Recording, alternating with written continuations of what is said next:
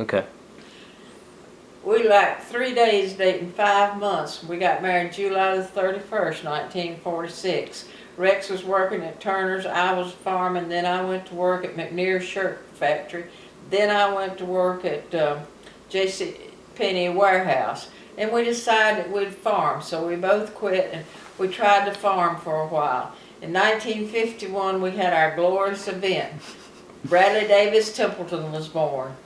I always thought that we'd have a brown-eyed, dark-headed child. And here he comes, blonde and blue-eyed.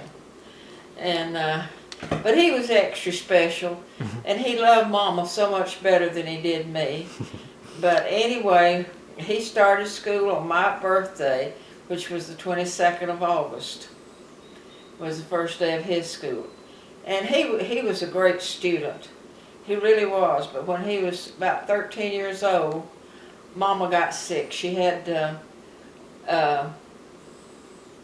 lung cancer. She had to go to Charlotte and have part of her lung removed. And she was never the same, and whenever I'd have a hard time with her, Bradley'd always say, "Mother, Mama died when she went to Charlotte," which was about the truth. And the day she died, he was the last person she asked for. She talked to him, and we went to town to do some things, and he went to Myers. And when she died while we were gone, and when we went to pick him up, he passed out. She was his whole life, and he was hers. But anyhow, he went ahead, and I never thought about him excelling in school until his 8th grade graduation. And Rex, he didn't go. He was working second shift at Southern Screw. He started when Bradley was 2 years old, and I started work at Turnersburg 1 week after Bradley started school. I started on the second day, or maybe 2 weeks. Anyhow, I started on the 2nd day of September after Bradley started school. I was just going to work till Christmas, help get straightened out with our bills, and I didn't quit work until April of 1990. So it took a while to get our bills straightened out. And but anyhow, when I went to his 8th grade graduation, when they announced the valedictorian, I had no idea who in the world it would be, and it was Bradley. That's the first time I had really ever realized that he was better academically than a lot of people. And so when then they started at the North Ireland High School his sophomore year. It was brand new. That's when the blacks started going in with them. They had a good group of blacks, good friends of his. He played piano. He started taking piano lessons when he was in the 3rd grade. And he was really good at the piano. He played for the church from the 8th grade till he left to go to college. And he played for a boys' choir at North Ireland. They went around and sung at churches and rest homes and things like that. And his junior year, whenever they chose the marshals, he and Jim Brookshire had exactly the same average to the 10th. So the next year when they started school, Bradley told Jim, says, "You slow down, I'll go ahead of you." When they graduated, Bradley was about 2 points ahead of Jim Brookshire, so he was the valedictorian. His junior year, he went to Boys State at Wake Forest and loved it. So when it got time for him to apply, he only applied at Davidson and Wake Forest, and he got accepted at both. And I always thought the reason, and I think he'd tell you too, the reason he chose Wake Forest was because Davidson did not have female students except just a few for Dave.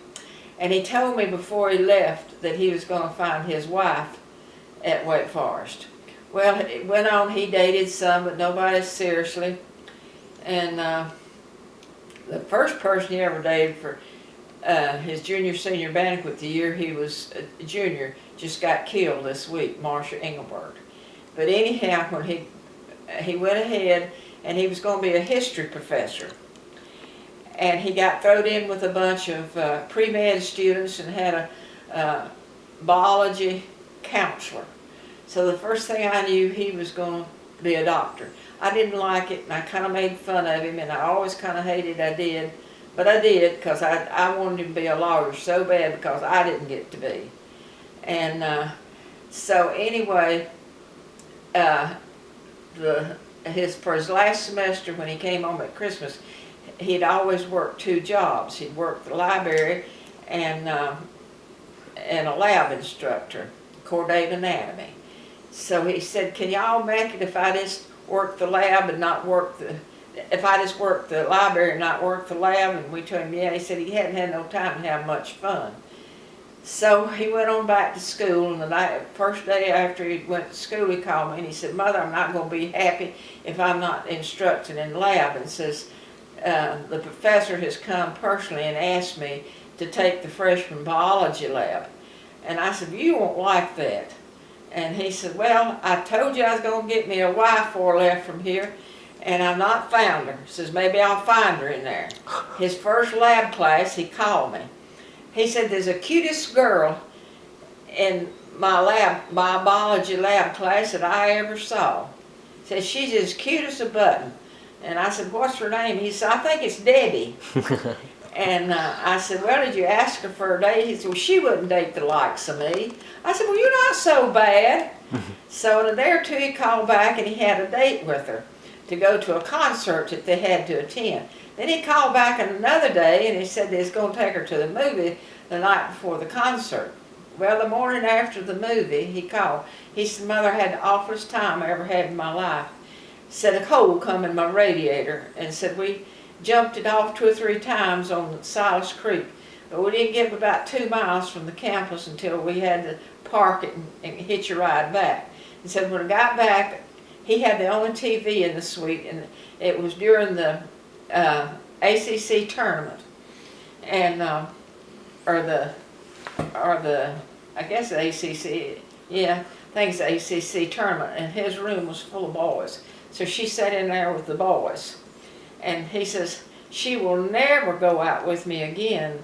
I said, I thought you had a date with her to go to the concert. He said, yeah, but after that. I said, oh, I don't know.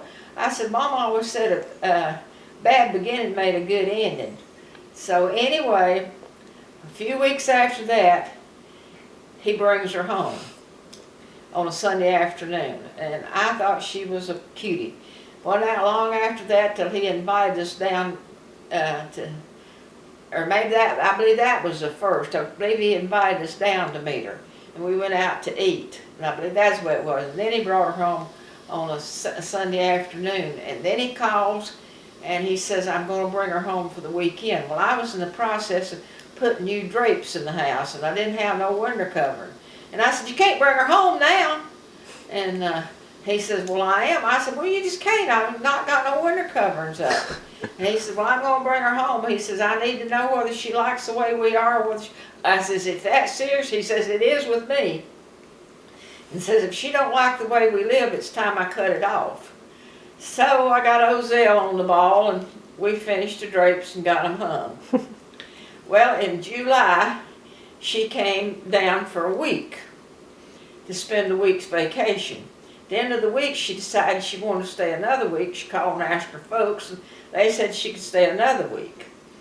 And so they went up to the mountain house, and I thought it was just a little cottage. And I said, it was to be room for you. And she sort of grinned and didn't say anything. She said, yes. When they got back, I understood they had beds up for 17 people. So I guess they wasn't in the way. Well, then the last of July, the 1st of August, somewhere in there, her family came down. And he met them down about Raleigh and went home with them.